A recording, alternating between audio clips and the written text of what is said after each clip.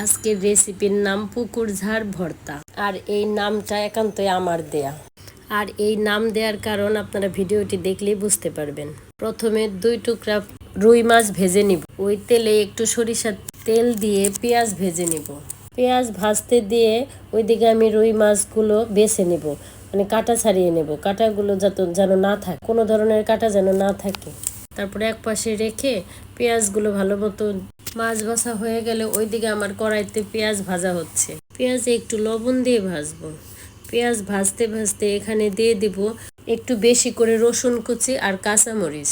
রসুন কুচি দেওয়ার পরও কিন্তু ভালো মতো ভাজতে হবে। ভাজতে ভাজতে তারপর দিয়ে দেব বাঁশকরল। বাঁশকরল কুচি করে কাটা। এটা আপনি ক্যানের বাঁশকরলও নিতে পারেন, কিংবা যদি টাটকা পান সেটা হলে তো আরও ভালো। তো এখন দিয়ে দেব একটু হলুদ আর লবণ দিয়ে ভালো মতো ভাজতে হবে। একটু নাড়াচাড়া করে তারপর একটু জল দিয়ে কষিয়ে নেব।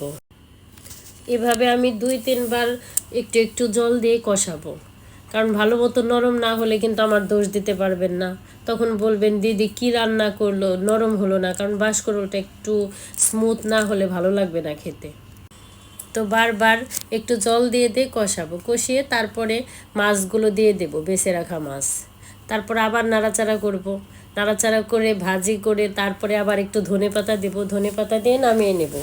নামানোর পর একটা ভর্তা করার পাত্রে আমি ভালো মতো স্মুথ করে নেব, মানে একটুখানি আর কি ভর্তা করে নেব, যেন স্মুথ হয় ভর্তাটা।